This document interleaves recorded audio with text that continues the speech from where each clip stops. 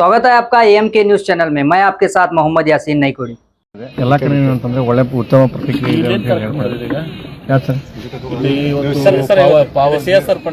ಅಲ್ಲ ಪವರ್ ಗ್ರಿಡ್ದಿಂದ ಅವರೆಲ್ಲ ಡೆಸ್ಕು ವಿಕಲಚೇತನರಿಗೆ ಅವ್ರಿಗೆ ಏನು ಬೇಕಾಗಿದೆ ಅಂತ ಎಲ್ಲ ಸಲಕರಣೆಗಳನ್ನ ಎಕ್ವಿಪ್ಮೆಂಟ್ಗಳನ್ನ ಏನು ಅಂಗನವಾಡಿಯವ್ರಿಗೆ ನಿಮ್ಮ ಏನು ಡ್ರಿಂಕಿಂಗ್ ವಾಟರ್ ಪ್ಯೂರಿಫೈಯರನ್ನು ಆಮೇಲೆ ಟೂರಿಸಮ್ ಇದರಿಂದ ದಿವಸ ಎಲ್ಲರಿಗೂ ಕೂಡ ಈ ಮೊಬೈಲ್ ಕ್ಯಾಂಟೀನನ್ನು ಇದೆಲ್ಲನೂ ಕೂಡ ಮಹತ್ವದಲ್ಲ.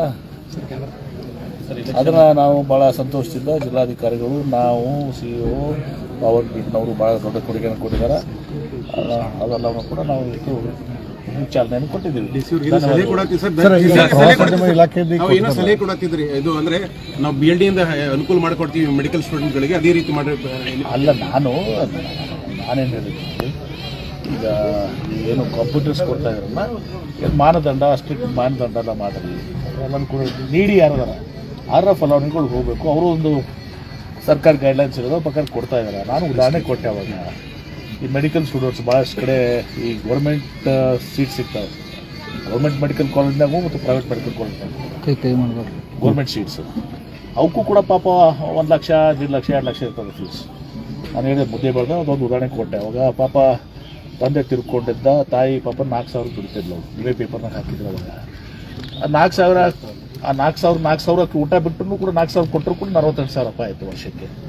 ಫೀನೇ 1.5 ಲಕ್ಷ.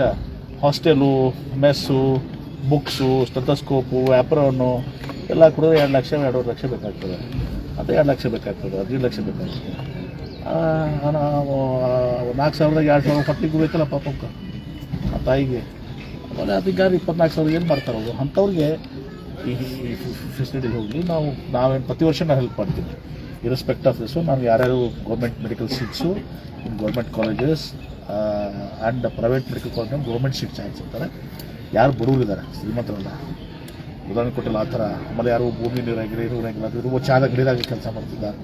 ಇಂಥವ್ರಿಗೆಲ್ಲ ನೀವು ನೋಡಿದಿರೋದು ನಾನು ಅಂಥ ಫಲಾನುಭವಿಗಳಿಗೆ ಕೊಡ್ರಿ. ಮೆಡಿಕಲ್ ಸ್ಟೂಡೆಂಟ್ಸ್ಗೆ, ಇಂಜಿನಿಯರಿಂಗ್ ಸ್ಟೂಡೆಂಟ್ಸ್ಗೆ ಯಾರು ಗೌರ್ಮೆಂಟ್ ಸೀಟ್ ಸಿಗ್ತಿರ್ತದೆ ಬಡವರು ಇರ್ತಾರೆ, ಶ್ರೀಮಂತರಿಗೆಲ್ಲ ಮತ್ತೆ ನಮ್ಮ ಇಂಡಿಪೆಂಡೆಂಟ್ ಕೊಟ್ಟಾಗ ಬಡವ್ರಿಗೆ ಕೊಟ್ಟಾಗ ಬಡವ್ರಿಗೆ ಅಂತೇಳಿ ಅದನ್ನು ಹೇಳ್ತಾ ಇದ್ದೀನಿ.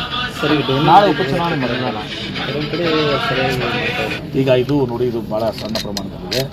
ಈಗ ನಾನು ಮುಖ್ಯಮಂತ್ರಿಗಳಿಗೆ ಈಗ ವಿನಂತಿ ಮಾಡ್ಕೊಂಡಿದ್ದೀನಿ. ದೊಡ್ಡ ಪ್ರಮಾಣದಲ್ಲಿ ಈಗ ಬೆಣ್ಣೆ ಹಳಕ್ಕೆ ಮನೆ ಕೊಟ್ಟು 100 ಕೋಟಿ ಕೊಟ್ಟಿದ್ದಾರೆ. ನಾವು ಹಿಂದೆ ನೀರಾವರಿ ಮಂತ್ರಿ ಇದ್ದಾಗ ಒಂದು ದೊಡ್ಡ ಪ್ರಪೋಸಲ್ ಮಾಡಿದ್ದೀವಿ.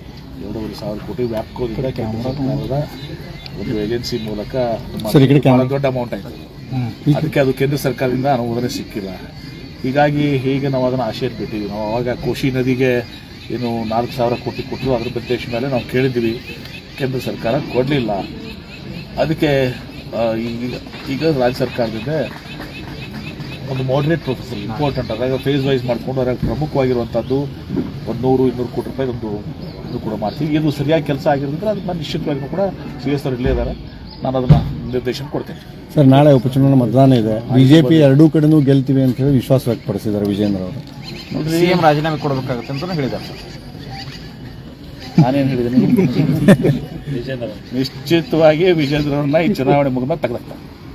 ಬಾಗಲಕೋಟೆ ನಾವೇ ಗೆಲ್ತೀವಿ, ದಾವಣಗೆರೆ ನಾವು ಗೆಲ್ತೀವಿ.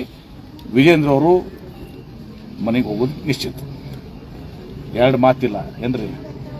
ಅವ್ರು ತಿಳ್ಕೊಂಡಾರ ದಿವಸ ನಮ್ಮ ಗ್ಯಾರಂಟಿ ಹೆಣ್ಮಕ್ಳು ಊಟ ಹಾಕಿದ್ರೆ ನಾವು ಒಂದು 10-15 ಸಲ ಗೆಲ್ತೀವಿ. ಎಲ್ಲ ಕೂಡಿದ್ರೆ 25. ಅದೇ ಸರ್, ಅವರೇ ಈ ಬಾರಿ ಹಾಕಂಗಿಲ್ಲ. ಯಾಕಂತಂದ್ರೆ ಗ್ಯಾರಂಟಿ ಯೋಜನೆಗಳಿಂದ ಪರಿಪೂರ್ಣವಾಗಿ ಮುಟ್ಟಿಲ್ಲ ಜನರಿಗೆ.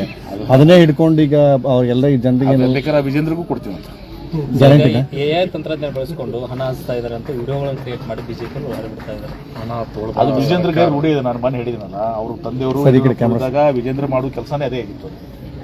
ಕಲೆಕ್ಷನ್ ಆ್ಯಂಡ್ ಡಿಸ್ಟ್ರಿಬ್ಯೂಷನ್ ಅಧಿಕಾರ ದುರ್ಬಳಕೆ ಮಾಡ್ಕೊಳ್ತಾರೆ. ಯಾರು ಅವರೇ ಮಾಡಿದ್ರು. ಮತ್ತು ಅವ್ರ ಮ್ಯಾಗ ಅಲಿಗೇಷನ್ ಇತ್ತಲ್ಲ, ಸಹಿ ಮಾಡ್ತಾರೆ ಯಡಿಯೂರಪ್ಪನವ್ರದ್ದು, ಇವರೇ ಸಹಿ ಮಾಡ್ತಾರೆ ಅಂತೇಳಿ ನಮ್ಮ ಸ್ನೇಹಿತರಾದಂಥ ಬಸವನಗೌಡ ಪಾಟೀಲ್ ಯತ್ನಾಳ್ ಅವ್ರು ಹೇಳ್ತಿದ್ರು.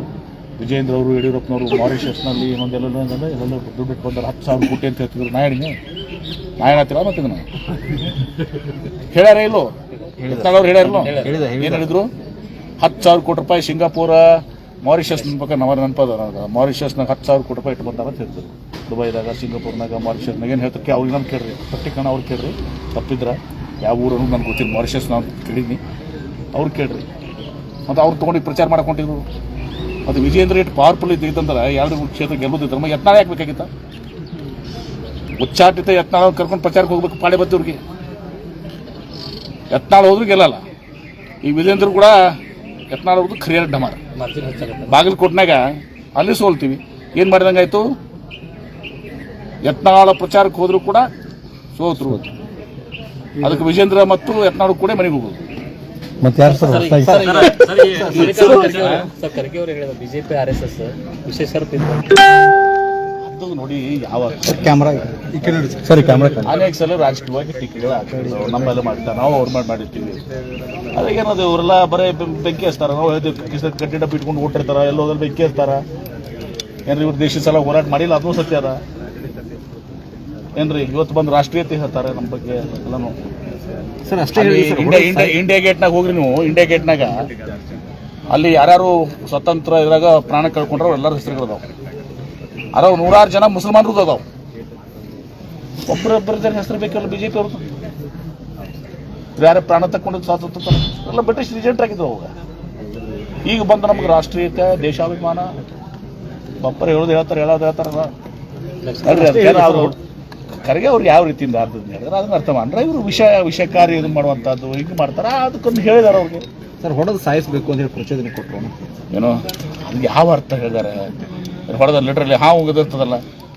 ಏನ್ರಿ ವಿಷಕಾರಿ ಹಾವಾಗ ಇದು ಮಾಡ್ಬೇಕಂದ್ರೆ ಅವ್ರಿಗೆ ಇವ್ರು ನಿರ್ಮೂಲನೆ ಮಾಡಿರಿ ಇವ್ರನ್ನ ಅಂತ ಅಂದಾಗ ಹೊಡೆದ ಕೊಲ್ಲರ್ ಲಿಟ್ರಲಿ ಹೊಡೆದ ಕೊಲ್ಲನಾಗ ಅನ್ನೋದು ನಿಮಗೂ ಗೊತ್ತಿರ್ತದಲ್ಲ ಮೀಡಿಯಾವ್ರಿಗೆ ಸುಮ್ಮನೆ ನೀವು ಅದಕ್ಕೆ ಬಣ್ಣ ಹಚ್ತೀರಿ. ಸರ್ ಪಂಚಮಸಾಲಿ ಜಗದ್ಗುರುಗಳ ವಿರುದ್ಧ ಲೈಂಗಿಕ ದೌರ್ಜನ್ಯ ಕೇಸ್ ನೋಡಿ ಬೆಂಗಳೂರಲ್ಲಿ ಕಾನೂನಾತ್ಮಕ ಏನು ಕಾನೂನು ಆ ಕಾನೂನಾತ್ಮಕ ಸತ್ಯವೋ ಅದೇನಿದೆ ಕಾನೂನು ಕ್ರಮ ಕೈಗೊಳ್ತಾರೆ. ಸರ್ ಅವರು ಸಹ ಇಲ್ಲಿ ಬಿಜಾಪುರದಲ್ಲಿ ಒಂದು ಕೇಸ್ ದಾಖಲೆ ಮಾಡಿದ್ದಾರೆ ಸರ್ ನನಗೆ 3 ಕೋಟಿ ದಾಖಲೆ ಮಾಡಿದ್ರು ಅಂತ. ನೋಡಪ್ಪ ನಮಗೆ ಇದ್ರಾಗೆ ಏನು ಸಂಬಂಧ ಇಲ್ಲ ನಮಗೆ ಅದ್ರ ಬಗ್ಗೆ ನಾವು ಕಮೆಂಟ್ ಮಾಡೋಕ್ಕೆ ಹೋಗಲ್ಲ ಏನು ಕಾನೂನಿದೆ ಆ कानून प्रकार ये सत्य है असत्य है अदर ಮೇಲೆ और ज्यादा खबरों से जुड़ने के लिए हमारे इस चैनल को लाइक करें, सब्सक्राइब करें और बेल आइकॉन दबाना ना भूलें।